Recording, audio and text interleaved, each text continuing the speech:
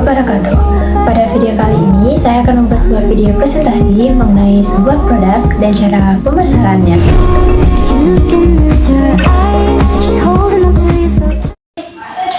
Bismillahirrahmanirrahim. Alhamdulillahirrahmanirrahim. Wassalatu wassalamu ala asrofil anbiya wal mursalin wa ala alihi wa sahbihi rasulillahi ajmain. Puji dan syukur saya panjatkan kepada Allah Subhanahu wa Ta'ala yang telah memberikan kesempatan saya untuk mempresentasikan sebuah produk dan cara pemasarannya untuk memenuhi salah satu tugas pada mata kuliah manajemen pengambilan keputusan.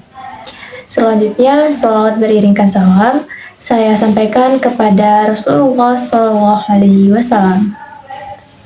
Yang saya hormati, Ibu dosen pengampu mata kuliah manajemen pengambilan keputusan, Ibu Helendra, dan teman-teman sekalian. Baiklah, langsung saja pada penyampaian materi yang akan saya sampaikan mengenai sebuah produk dan cara pemasarannya. Yang pertama, saya akan menjelaskan tentang ringkasan eksekutif dari usaha ini, yang dengan nama usaha Fluffy Mochi. Usaha ini adalah suatu usaha kuliner yang menggabungkan mochi yang bertekstur lembut dan kenyal dengan sensasi modern yang kekinian. Mochi sendiri adalah suatu makanan khas Jepang yang sudah banyak dikenal di Indonesia dan dimodifikasi dalam berbagai varian rasa. Adapun visi misi dari produk ini, pertama, visinya adalah memberikan kenyamanan belanja kepada masyarakat dan menjadi pilihan utama masyarakat dalam menikmati camilan yang enak dan berkualitas. Adapun misinya, yang pertama, memberikan dan menciptakan produk yang berkualitas. Yang kedua, memberikan pengalaman belanja yang menyenangkan kepada konsumen. Kemudian, memberikan variasi kepada rasa suatu produk dan juga melakukan pengembangan dan pemasaran yang kreatif, yaitu melalui media sosial. Untuk analisis pasar dari usaha Fluffy Mochi bisa dikatakan sangat menjanjikan, yang mana banyaknya tren dessert yang berbasis mochi terbukti mengikat konsumen yang lebih memilih camilan yang bertekstur dan juga memiliki daya ikat penasaran terhadap konsumen. Adapun peluang pasarnya, yang pertama, konsumen lebih tertarik mencoba sesuatu hal yang baru karena rasa penasarannya. Yang kedua, Fluffy Mochi bisa dijadikan sebuah hadiah ataupun hampers. Dalam strategi pengembangan produk, Fluffy Mochi memiliki keunikan yang tersendiri. Di antaranya, yang pertama, berkreasi dalam varian isi mochi yang disesuaikan dengan tren zaman sekarang. Yang kedua, variasi pada kulit mochi, yang mana berbagai pedagang hanya menggunakan warna-warna polos, sedangkan pada Fluffy Mochi menggunakan warna-warna yang lebih menarik perhatian konsumen. Yang ketiga, opsi lebih sehat, menggunakan jenis warna yang berbahan dasar alami dan juga isian yang berbahan dasar alami. Yang keempat, berkreativitas pada kemasan yang disesuaikan dengan kemasan yang diinginkan oleh konsumen. Latar belakang dalam pendirian usaha ini dilatar belakangi oleh beberapa aspek. Yang pertama, dari segi hobi, passion, analisis peluang pasar, dan kondisi lingkungan eksternal.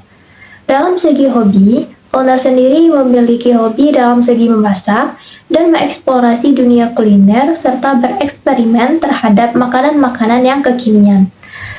Kemudian dari segi analisis peluang pasar, didapatkan bahwa pasar-pasar yang digunakan dalam pemasaran Fluffy Mochi memiliki peluang pasar yang cukup besar. Yang ketiga, dalam segi lingkungan eksternal, didapatkan bahwa masyarakat sekitar, khususnya pada generasi Gen Z, lebih mengutamakan pada visual dan keunikan suatu produk dibandingkan hanya pada kebutuhan dan sesuatu makanan yang mengenyangkan. Untuk analisis pasar dan pemasaran, untuk usaha Fluffy Mochi bisa dilihat dari beberapa segmentasi. Yang pertama, segmentasi demografis. utamanya menyasar pada golongan dan generasi Z dengan rentang usia 15 sampai dengan 35 tahun. Di antaranya berupa pelajar, mahasiswa, dan karyawan perkantoran. Utamanya pada gender perempuan, tetapi bersifat universal untuk semua kalangan yang menikmati makanan hidangan penutup. Yang kedua, dilihat dari segmentasi psikografis, yaitu konsumen yang memakai media sosial dan juga tertarik dengan makanan dengan visual dan bentuk yang unik. Dari segi segmentasi geografis, umumnya untuk para konsumen yang berada di sekitar pusat kuliner. Analisis SWOT dari usaha ini, yang pertama, dari segi strength atau kekuatan, Fluffy Mochi memiliki kekuatan yang mana memiliki variasi produk yang berbagai macam dan bisa diubah dimodifikasi berdasarkan keinginan konsumen dan tren yang sedang ada. Kemudian yang kedua, dari segi kelemahan. Fluffy Mochi memiliki kelemahan yang mana tidak tahan lama, juga daya simpan yang tidak panjang. Yang ketiga, opportunity atau peluang. Fluffy Mochi bisa dijadikan suatu usaha dengan peluang, bisa dijadikan sebagai oleh-oleh ataupun sebagai bentuk hadiah kepada seseorang, yang mana semua kalangan bisa menikmati Fluffy Mochi. Yang keempat, itu ancaman. Ancamannya adalah banyak pesaing yang menyediakan produk yang sama, tetapi dengan harga yang lebih murah. Adapun risiko yang bisa terjadi pada usaha ini, yang pertama, risiko pemasaran, yaitu teknik pemasaran yang diambil tidak sesuai dengan teknik yang seharusnya dilakukan, sehingga produk ini tidak bisa diterima dengan baik di kalangan masyarakat. Yang kedua, risiko pada operasional, yaitu penyalahgunaan teknis pada proses produksi maupun pendistribusian. Yang ketiga, risiko pada keuangan, yaitu bisa pada salah pencatatan dan penggunaan keuangan bisnis. Yang keempat, risiko pada sumber daya manusia.